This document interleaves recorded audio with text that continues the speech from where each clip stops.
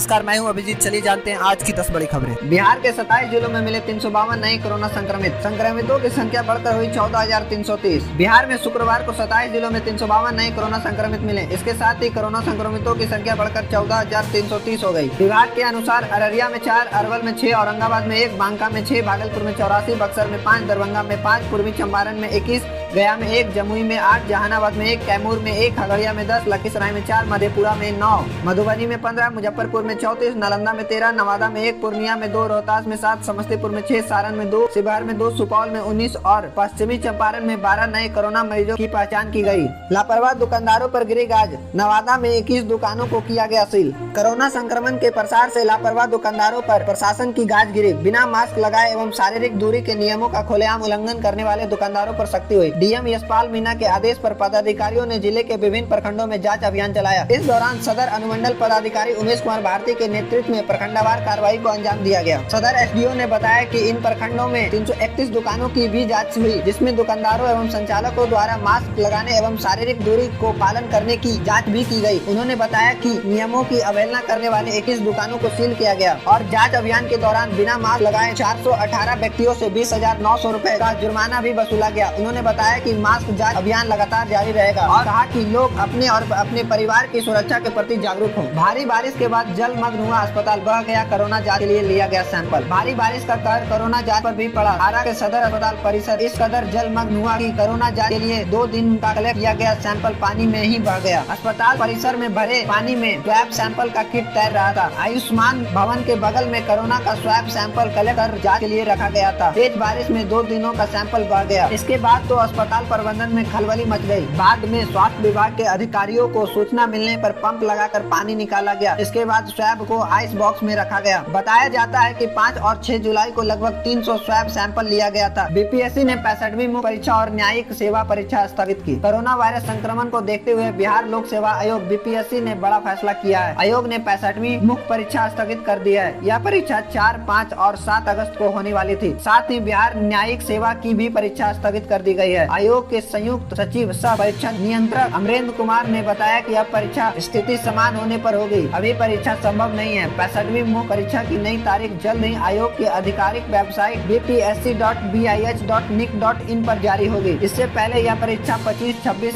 और 28 जुलाई को होने वाली थी, जिसकी तिथि बढ़ाकर अगस्त में की गई थी। आकाशीय बिजली की चपेट में आने से 10 की मौत। बिहार में एक बार फिर से आफत बनकर गिरी आसमानी बिजली। प्रदेश के सीमांचल के 3 जिलों अररिया, कटिहार और किशनगंज में अलग अलग जगहों पर आकाशीय बिजली गिरने से बच्चा और वृद्ध समेत 10 लोगों की मौत हो गई। सीबीएसई ऑनलाइन क्लास में अनुशासन पर मिलेंगे अंक। अभी तक स्कूल की गतिविधियों पर आंतरिक मूल्यांकन किया जाता था, लेकिन अब घर के ऑनलाइन क्लास को भी आंतरिक मूल्यांकन में शामिल किया जाएगा। केंद्रीय माध्यमिक शिक्षा बोर्ड सीबीएसई ने इसको लेकर एक नोटिफिकेशन जारी किया है। इसमें ऑनलाइन पढ़ाई के समय अनुशासन, छात्रों की उपस्थिति आदि को शामिल किया जाएगा। अभी तक 20 अंकों का आंतरिक मूल्यांकन स्कूल के स्तर पर ही किया जाता था। इसमें उन तमाम चीजों को शामिल किया जाता था जो छात्र के हर दिन के रूटीन से जुड़ा हुआ होता था। लेकिन अभी स्कूल बंद है और छात्रों की एकेडमिक गतिविधियां घर से ही हो रही है। ऐसे में आंतरिक मूल्यांकन का 10 अंक उनके ऑनलाइन क्लास के अनुशासन पर मिलेगा। तेजस्वी का दावा, बिहार विधानसभा चुनाव से पहले लालू जेल से बाहर आ सकते हैं। नेता प्रतिपक्ष तेजस्वी यादव ने कहा कि पार्टी प्रमुख लालू प्रसाद यादव चुनाव से पहले जेल से बाहर आ सकते हैं। इसकी संभावना बढ़ गई है। उन्होंने संकेत दिया कि अक्टूबर तक उनके बाहर आने की उम्मीद है। नेता प्रतिपक्ष गुरुवार को अपनी पार्टी के जिला अध्यक्षों और प्रदेश पदाधिकारियों की बैठक को संबोधित कर रहे थे। उन्होंने कहा कि आयोग ने यह साफ कर दिया है कि चुनाव समय पर ही होगा, लिहाजा तैयारी में तेजी लानी होगी। उन्होंने बचे हुए बूथों पर जल्द कमेटी बनाने का निर्देश दिया है। साथ ही कहा कि अब कोरोना के बीच ही चुनाव होना है, लिहाजा सोशल मीडिया का अधिक से अधिक उपयोग करना होगा। सभी कमेटी के पदाधारक खुद को व्हाट्सएप ग्रुप से जोड़ लें। बिहार के वाल्मीकि नगर जंगल में मुठभेड़ में 4 नक्सली ढेर, AK-56 और SLR समेत कई हथियार बरामद। पश्चिमी चंपारण के वाल्मीकि बाघ परियोजना स्थित दोन जंगल में शुक्रवार तड़के मुठभेड़ में एसएसबी और एसटीएफ की संयुक्त टीम ने 4 नक्सलियों को मार गिराया। लौकरिया थाना क्षेत्र के चौथा पानी में हुए इस मुठभेड़ में एक AK-56, 3 SLR और एक राइफल के अलावा कई असलहे भी बरामद किए गए हैं। इस कार्रवाई में एक इंस्पेक्टर ऋतुराज समेत 2 लोग भी जख्मी हो गए। हालांकि दोनों खतरे से बाहर हैं। जंगल में और नक्सलियों के छिपे होने की आशंका पर शाम तक सर्च अभियान चलाया जाता रहा। इसके लिए मुख्यालय से अतिरिक्त बल घटना स्थल पर भेजा गया। कार्रवाई में भीषण बारिश और उफनाती पहाड़ियां, नदियां रोड़ा अटकाती रही, जबकि आला अफसरों को उम्मीद है कि मिशन पूरा होने पर कुछ और बड़ी उपलब्धियां अभियान से जुड़ेगी। तत्काल पुलिस टीम ने चारों शवों की पहचान कर ली है। सभी शवों को पोस्टमार्टम के लिए भी भेज दिया गया है। कोरोना काल में चुनाव नहीं, तेजस्वी को मिला चिराग का साथ। इस साल अक्टूबर नवंबर के महीने में बिहार विधानसभा के चुनाव होने वाले हैं। हालांकि कोरोना महामारी के कारण इसे टालने को लेकर भी आवाज उठने लगी है। राष्ट्रीय जनता दल के नेता तेजस्वी यादव के बाद अब एनडीए गठबंधन में सहयोगी लोक जनशक्ति पार्टी के अध्यक्ष चिराग पासवान ने भी महामारी के बीच चुनाव कराने को लेकर चिंता व्यक्त की है। शुक्रवार को एक के बाद एक किए गए ट्वीट में चिराग पासवान ने कहा कि वे बिहार विधानसभा चुनाव 2020 के लिए उनकी तैयारी पूरी है, बावजूद इसके हम चुनाव के पक्ष में नहीं है। उन्होंने लिखा कि लोक जनशक्ति पार्टी चुनाव के लिए तैयार है। 94 विधानसभा सीटों पर बूथ लिस्ट सत्यापित करने का काम पूरा हो जाएगा और बाकी 149 सीटों पर भी जल्द ही इसे कर लिया जाएगा।